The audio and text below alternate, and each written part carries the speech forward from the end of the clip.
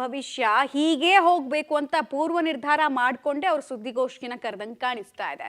ಇನ್ನು ಪೊಲಿಟಿಕಲಿ ಕೂಡ ಅನೇಕ ಆಯಾಮಗಳನ್ನ ಇದು ಕೊಡ್ತಾ ಇದೆ. ಹಿಟ್ ಅಂಡ್ ರನ್ ಆರೋಪದಿಂದ ತಪ್ಪಿಸಿಕೊಳ್ಳೋದಕ್ಕೆ ಸಚಿವ ರಾಜಣ್ಣ ಐ ವಾಶ್ ಪಾಲಿಟಿಕ್ಸ್ ಮಾಡಿದ್ರಾ ಅನ್ನುವಂತಹ ಆರೋಪ ಇದೆ. ಹೈಕಮಾಂಡ್ ವಾರ್ನಿಂಗ್ ಬೆನ್ನಲ್ಲೇ ಗೃಹ ಸಚಿವರಿಗೆ ಮನವಿ ಮಾಡಿ ಪ್ಯಾಚಪ್ ಯತ್ನಕ್ಕೆ ಮುಂದಾಗಿದ್ದಾರೆ ಎನ್ನಲಾಗಿದೆ.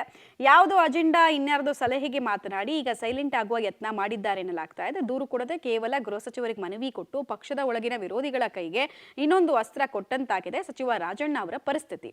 ಇನ್ನು ಸದನದಲ್ಲಿ ಹನಿ ಟ್ರ್ಯಾಪ್ ಬಗ್ಗೆ ಮಾತನಾಡಿದ್ದ ರಾಜಣ್ಣ ಪಕ್ಷ ಹಾಗೂ ಸರ್ಕಾರದ ಮುಜುಗರಕ್ಕೆ ಕಾರಣ ಆಗಿದ್ರು.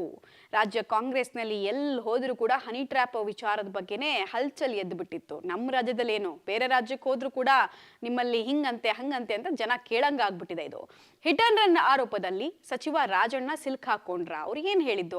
ಅವ್ರು ಕೊಟ್ಟಂತಹ ಸ್ಟೇಟ್ಮೆಂಟ್ ಅನ್ನೇ ಅವ್ರು ಯೂಟರ್ನ್ ಹೊಡಿತಾ ಇರೋದು.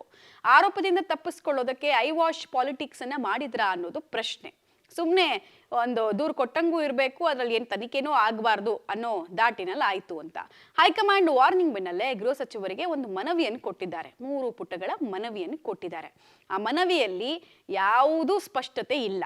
ಗೃಹ ಸಚಿವರಿಗೆ ಮನವಿ ಮಾಡಿ ಪ್ಯಾಚಪ್ಗೆ ಯತ್ನಿಸಿದ್ರ ಅಂದ್ರೆ ಹೇಳ್ಬೋದಲ್ಲ, ನಾಳೆ ಹೇಳ್ಕೊಡ್ಬೋದಲ್ಲ ನಾನು ಗೃಹ ಸಚಿವರನ್ನು ಹೋಗಿ ಮೀಟ್ ಮಾಡಿದೆ ಅಂತ.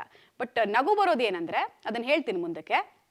ಯಾವುದೋ ಅಜೆಂಡಾ ಇನ್ಯಾರದೋ ಸಲಹೆಗೆ ಮಾತನಾಡಿ ಸೈಲೆಂಟ್ ಆಗೋ ಪ್ರಯತ್ನ ಅಂದ್ರೆ ನ್ಯೂಟ್ರಲ್ ಆಗೋ ಪ್ರಯತ್ನವನ್ನು ಮಾಡಿದ್ರ ರಾಜಣ್ಣ ಅವರು. ಸದನದಲ್ಲಿ ಮಾತನಾಡಿ ಪಕ್ಷ ಹಾಗೂ ಸರ್ಕಾರಕ್ಕೆ ರಾಜಣ್ಣ ಅವರು ಮುಜುಗರವನ್ನು ತಂದ್ರು ಅಂತ ಪಾರ್ಟಿ ಪ್ರೆಮಿಸಸ್ ಅಲ್ಲಿ ಹೇಳಿ ಬರ್ತಾರೋ ಮಾತು. ಪಾರ್ಟಿಯಲ್ಲಿ ರಾಜಣ್ಣ ವಿರೋಧಿಗಳು ಹೇಳ್ತಾ ಇರುವಂತಹ ಮಾತು.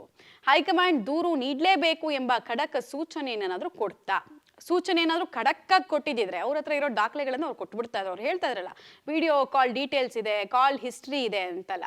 ಸೊ ಇದು ಸಚಿವ ರಾಜಣ್ಣ ಮೇಲೆ ಹೆಚ್ಚು ಒತ್ತಡವನ್ನ ಉಂಟು ಮಾಡ್ತಾ ಇದೆಯಾ ಅನ್ನುವಂತಹ ಒಂದು ಪ್ರಶ್ನೆ ಇದೆ.